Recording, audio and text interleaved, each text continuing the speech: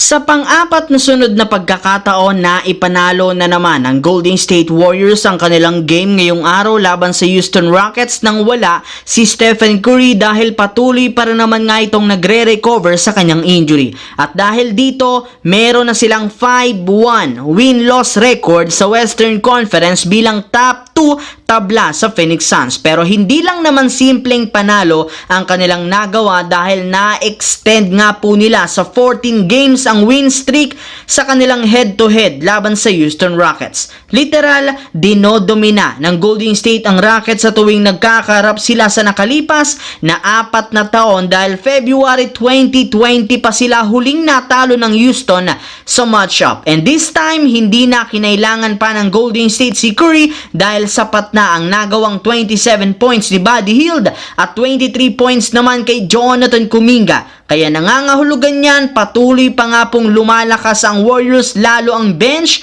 na isang bad news para sa mga susunod nilang makakalaban. Samantala, kahit man maganda ang simula ng Los Angeles Lakers sa regular season, unti-unti na rin naman nga silang nagkakaroon ng problema sa team habang mas dumarami ang laban kagaya na lamang ng naibalitang posibleng masuspende ang kanilang sentro na si Jackson Hayes matapos kumalat sa social media ang video ng pananakit nito sa kanyang kasintahan.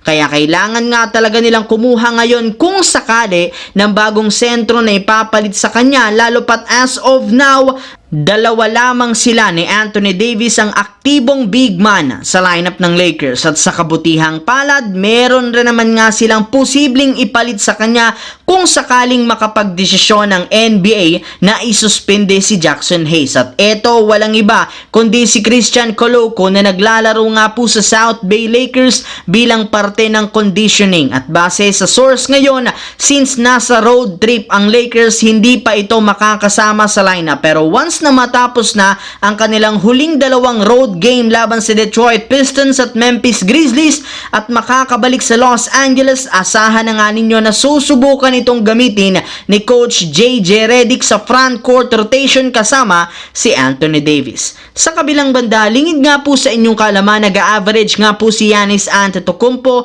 ng 31 points, 12 rebounds, 6 assists per game.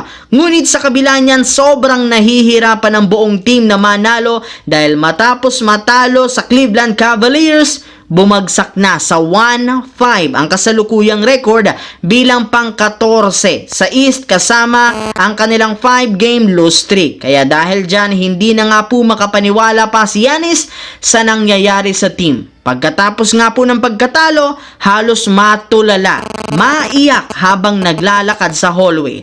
Ayon pa sa isang source, hindi na rin naman maganda ang environment sa locker room ng Milwaukee dahil halos lahat walang imik. At inaasahan na magpapatuloy ito hanggat hindi pa sila nakakabalik sa winning column.